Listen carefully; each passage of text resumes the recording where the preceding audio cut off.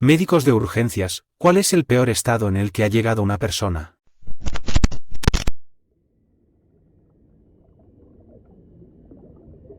Paramédico aquí.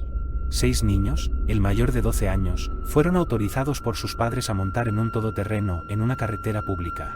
Se saltaron un stop y fueron atropellados por otro todoterreno que iba a 100 km por hora.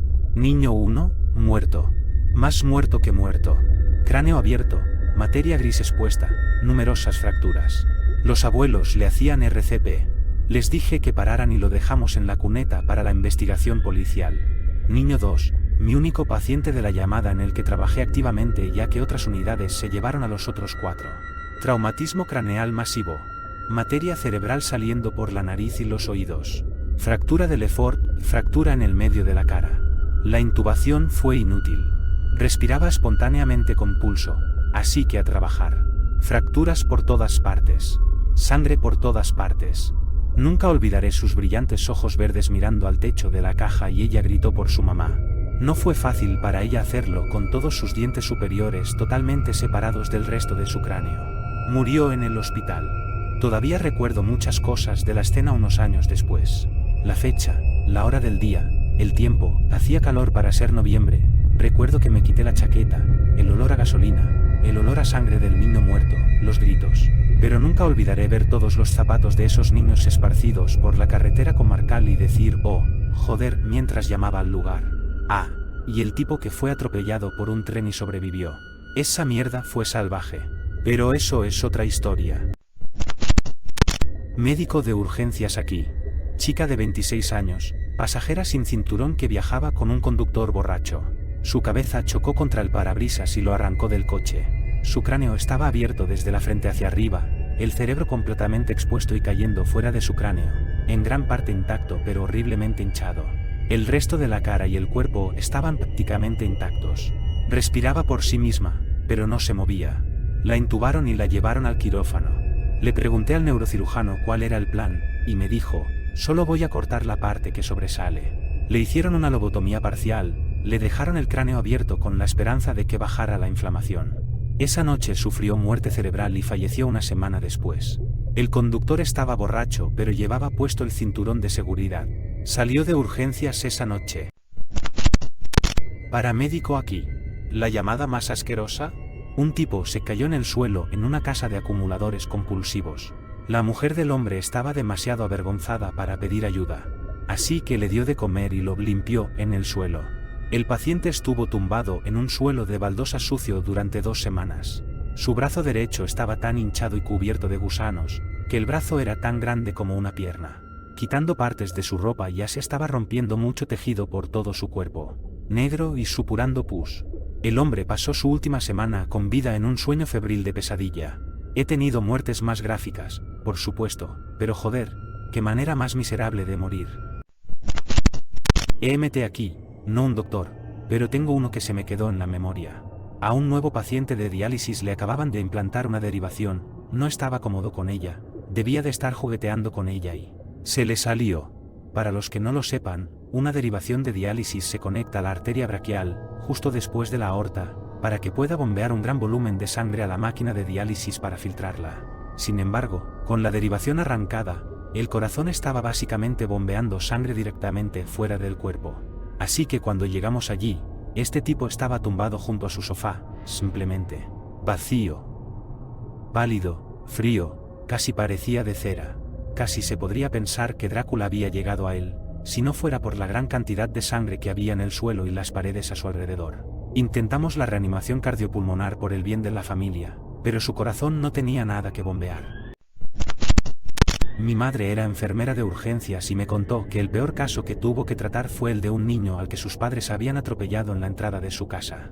Al parecer, el niño tenía la piel de la cara completamente arrancada por el neumático. El niño sobrevivió, pero mi madre dijo que nunca olvidará los gritos de aquel niño. No era médico, era enfermero. Un discapacitado mental que además era ciego y sordo que vivía con unos parientes. Al parecer vivía encerrado en el sótano y solo le bajaban pan con mantequilla de cacahuete y agua para comer y eso era todo lo que había comido durante más de 2 años. Llamaron a la policía cuando los vecinos vieron a un anciano demacrado y barbudo que se arrastraba desnudo y confuso por el patio trasero. El tipo llega con heridas en las piernas llenas de gusanos, cubierto de mugre, con piojos en el pelo y la barba, demacrado y hambriento. Recuerdo que lo recibimos de urgencias, intentando calmarlo porque no veía ni oía y estaba mentalmente incapacitado. Lo lavamos, le cortamos el pelo y lo despiojamos. ¿Sabes que la gente siempre se queja de la comida del hospital? Nunca había visto a un paciente tan agradecido por comer 3 veces al día. Le hacíamos señas cogiéndole suavemente la mano y poniéndosela en la boca para indicarle que tenía la cena delante y ponía cara de que era lo mejor que le había pasado en la vida. Siempre se comía hasta el último bocado, y acabamos pidiéndole raciones dobles hasta que engordó unos 12 kilos. Estuvo con nosotros unos 3 meses a la espera de ser colocado. Pasó de 90 a 130 libras en ese tiempo. En realidad era muy dulce. Me pone enferma que su familia le tratara así. No estoy segura de lo que les pasó, pero sé que hubo una investigación. Soy médico de urgencias. Una enfermera vino a por mí mientras estaba haciendo el historial. Doc, necesita ver la habitación 6 ahora mismo. Para los que no trabajéis en urgencias, cuando una enfermera te dice que vayas a ver a un paciente, corres. Doy unos pasos hacia la habitación 6 y el olor a carne podrida me golpea como un camión. Me dan arcadas en el acto, y esto es en época de COVID, estoy enmascarado. Me asomé a través de las puertas de cristal de la habitación 6 y vi a una joven de buen aspecto. Como tenía tan buen aspecto, supe que podía dedicar un minuto más a dar un rodeo rápido para encontrar un puñado de bastoncillos con alcohol que enseguida abrí y me metí en la mascarilla para ayudar con el olor. Entro en la habitación y me encuentro a una joven de 30 años con la pierna dentro de una bolsa de basura, sentada junto a sus padres y su familia. No parecen inmutarse por el olor rancio, mientras oigo de fondo a una de nuestras veteranas enfermeras de urgencias vomitando. Me presento a todos y pregunto qué ha traído a la joven a urgencias y por qué tenía la pierna en una bolsa de basura. Ella no empieza hablando, sino simplemente quitando la bolsa de basura. Y allí lo vi. Un tumor necrótico y fungoso de 15 por 15 centímetros que sobresalía de su tibia. A continuación, procede a explicar. Empezó hace 6 meses con un corte que no cicatrizaba. A continuación, cambió a aparecer como una infección de la piel por hongos. Lo buscó en Google y estaba segura del diagnóstico. Decidió tratarla privándola de azúcar y siguiendo una dieta vegana sin azúcar. Finalmente convenció a toda su familia para que hicieran lo mismo y así ayudar a tratar la infección. Un mes antes de su visita de hoy, el tumor era demasiado grande y doloroso incluso para caminar, por lo que ha estado viviendo en la habitación de su casa haciendo cursos universitarios virtuales en línea. Añadió que ha perdido 30 libras desde que la infección comenzó a desviar los nutrientes de mi cuerpo hace unos meses. Como crecía /diagonal se desarrollaba tan lentamente, su familia y ella misma estaban completamente aclimatadas al olor y no notaban nada. En ese momento de la conversación, oí vomitar a otra enfermera. Entonces me senté y le di las malas noticias, que no se trataba de una infección fúngica, sino probablemente de un cáncer avanzado. Que la ingresaríamos en el hospital para realizar más pruebas y una resección quirúrgica. La semana siguiente hice un seguimiento de las pruebas a las que se sometió como paciente ingresada, innumerables tumores metastásicos en ambos pulmones. Nunca vi los resultados de la biopsia, pero creo que se trata de un melanoma frente a un cáncer de células escamosas. La pobre chica probablemente ya estaría muerta si no le hubiera tocado la lotería de la inmunoterapia para el melanoma metastásico. Un anciano veterano discapacitado se había mudado a casa de su hermana y el marido de esta, y estos no tardaron en encerrarlo en su garaje. De vez en cuando tiraban pan y alcohol allí con él, y procedían a cobrar /diagonal canjear sus pagas de invalidez a medida que llegaban. Estuvo sentado en ese garaje en un estupor de borrachera y sus propios desechos durante solo, Dios sabe cuánto tiempo, antes de que un vecino informara de que oía llorar desde el garaje y un olor espantoso una vez que se acercó lo suficiente. Llegaron los paramédicos y la policía, los ocupantes de la vivienda fueron detenidos inmediatamente por diversos cargos, y se llevaron a la víctima en silla de ruedas. Llevaron al caballero a urgencias y el hedor a carne podrida llegó al abrirse las puertas. Estaba sentado e inclinado hacia adelante con una bolsa de plástico de la compra agarrada en cada mano. Llevaba esas bolsas como calcetines y aguantó hasta que conseguimos acomodarlo en una cama. El técnico y yo empezamos a quitarle las bolsas de los pies y descubrimos que le faltaba toda la carne de los tobillos para abajo y que los huesos estaban cubiertos de gusanos. Era diabético y, al perder la circulación en las extremidades, estas se pudrieron y los gusanos se comieron toda la carne muerta. Solo quedaban trozos de carne entre los dedos de los pies. Luego, cuando empezamos a desvestirlo, encontramos más gusanos saliendo de su pene y ano, comiéndoselo de dentro a fuera. Nos pusimos los trajes protectores y lo llevamos a la ducha de ventilación inversa para bañarlo y ponerlo más cómodo. Recuerdo que terminamos de ducharle y le llevamos como a un niño a la cama que le esperaba. Le envolvimos en mantas térmicas. Fue entonces cuando dijo lo único que le oí decir en todo el tiempo. Un simple gracias. Fue claramente lo más bonito que alguien había hecho por él en mucho tiempo y fue el agradecimiento más sentido que he recibido nunca. Ese pobre caballero no sobrevivió a la operación, amputaciones, etc., y su cuerpo se desplomó por la conmoción. Es una de las cosas más horribles que he visto nunca, y el nivel de depravación humana que infligieron a este hombre sigue siendo algo que me enfurece. Por cierto, tanto su hermana como su marido fueron condenados por numerosos cargos y ambos recibieron cadena perpetua. Eso no me sirve de consuelo, pero no me quita la pena que siento por ese hombre. Me gano la vida archivando historiales médicos y he tenido historiales de locos. He aprendido varias cosas a lo largo de los años. 1. A mucha gente le da vergüenza comprar juguetes sexuales.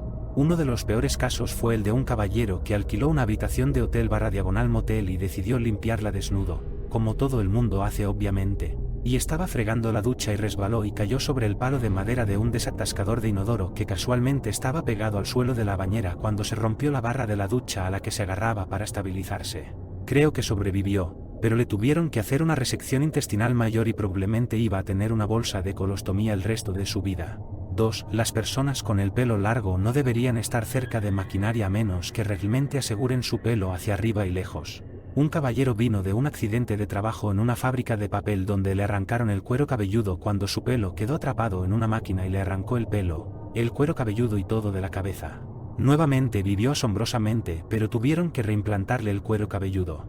3. La diabetes no tratada es una de las peores enfermedades crónicas. Un hombre llegó a urgencias con dificultad para respirar y dolor en el pecho. El médico se dio cuenta de que tenía insuficiencia cardíaca congestiva, lo ingresaron y le pusieron una bata de hospital. Se quitó los zapatos y el olor era absolutamente horrible. Le miraron los pies y parecía que se estaban derritiendo y él ni siquiera lo sentía. Tenía una gangrena grave debido a las úlceras diabéticas. La neuropatía diabética era tan mala que ni siquiera podía sentirla. Como no podía oler o ver que había un problema es algo que no entiendo. Terminó con amputaciones bilaterales por debajo de la rodilla. Estudiante de medicina aquí, me gradué este año, tuvo que venir un tipo que saltó delante del metro. Lo trajeron con pulso débil, pero poco después llegó una segunda ambulancia y me entregó una bolsa de basura. Pensé que eran sus pertenencias, pero cuando miré dentro, era la pierna derecha del paciente. Al parecer, tenía la pierna atrapada bajo el tren y se decidió amputársela por debajo de la rodilla sobre el terreno, se tardaba demasiado en levantar el tren. Según el conductor del tren, el paciente le miró fijamente a los ojos y saltó al frente cuando el tren se acercaba. También le practicamos una toracotomía por resucitación, le rompimos las costillas para acceder directamente a masajear el corazón, pero estaba demasiado grave y murió poco después. Mi compañero de trabajo dijo que solía trabajar en la seguridad del hospital. Un tipo llega diciendo que se siente mareado, pregunta si tienen un teléfono público. Se acerca, pone el cambio para hacer una llamada y cae muerto. Al parecer, una bala perdida le disparó en la cabeza y no se enteró. No soy médico, pero creo que tengo una historia que puede satisfacer sus necesidades. Hubo un caso en Polonia en 2013, en el que se llamó a una ambulancia por un incidente laboral en un taller de cantería. Cuando llegó la ambulancia, los paramédicos fueron conducidos a un hombre que estaba trabajando en una máquina de revestimiento de piedra. Estaba tranquilamente sentado en el suelo, receptivo y despierto, solo un poco aturdido, pero fue trasladado inmediatamente en helicóptero al hospital.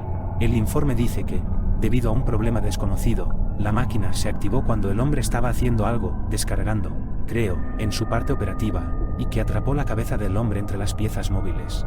En un intento de liberarse, el hombre se sacudió hacia atrás, liberando su cabeza, pero su cara quedó dentro de la máquina.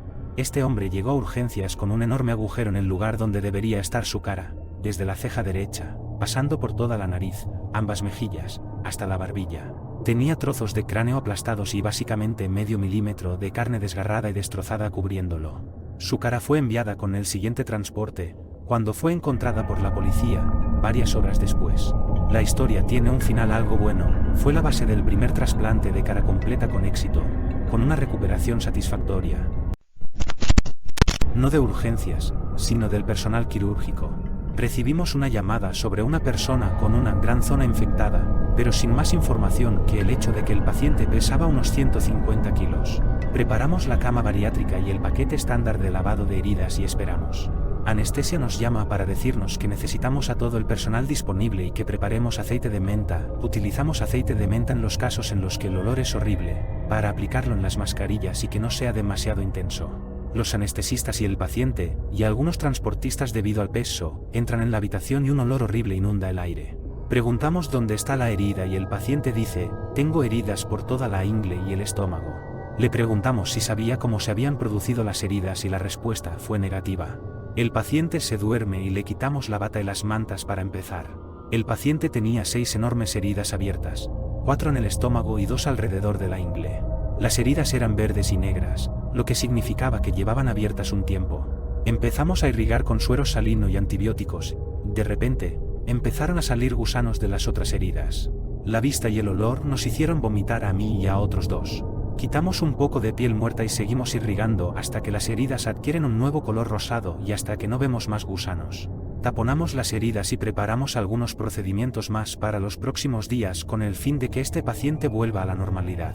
Durante el siguiente lavado, notamos más olor, peor que el día anterior y huele a intestino muerto. El colon del paciente estaba destruido y podrido por la infección y los gusanos, y estaba tan comprometido que en ese momento no había nada más que pudiéramos hacer aparte de que el paciente estuviera cómodo para pasar a mejor vida. Nos enteramos después de que el paciente murió, de acuerdo con la madre de los pacientes, que el paciente estaba en la insulina y se negó a usar agujas nuevas cada vez, por lo que utiliza la misma aguja repetidamente en el mismo par de puntos y ha estado haciendo así durante más de un mes antes de la infección. Comenzó a ser notable e inevitable. La madre intentó que la paciente viniera al hospital durante semanas cuando notó el olor, pero la paciente se negó hasta que se convirtió en el desastre que he descrito antes. Tuvimos una paciente con gangrena cerca de una vena causada por el uso de agujas. Abandonó el hospital en contra de la recomendación médica antes de recibir tratamiento alguno. Volvió unas semanas más tarde y todo su brazo estaba necrosado hasta el punto de parecer momificado. Había perdido el uso de la hacía algún tiempo y estaba tan drogada que no fue motivo de preocupación hasta que empezó a ponerse violentamente enferma. Tuvieron que amputárselo por el hombro. Probablemente solo habría habido que hacer algunos injertos de piel si no se hubiera ido en primer lugar. No tan gráfico como algunos de los otros aquí, pero no puedo creer que una persona podría caminar así durante tanto tiempo como si nada.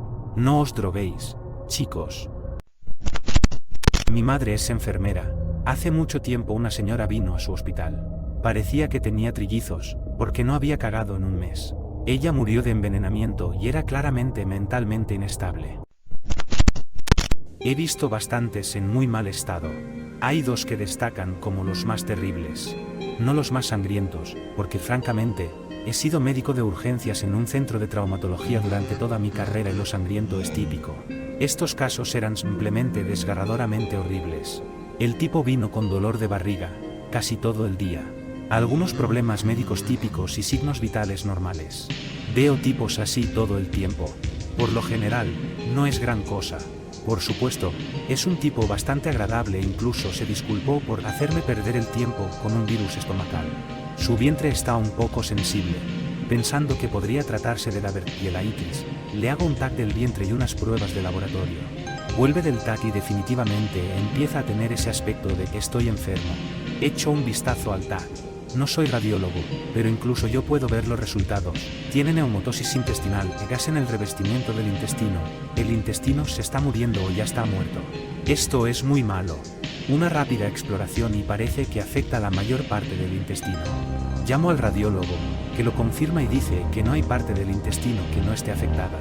Además, tiene múltiples coágulos grandes en toda la aorta y afecta básicamente a cada rama principal de la aorta desde el plexo celíaco hacia abajo y múltiples órganos muestran cambios. Llamo al cirujano de guardia y viene enseguida, me dice lo que supongo que ya sabía, no se puede sobrevivir.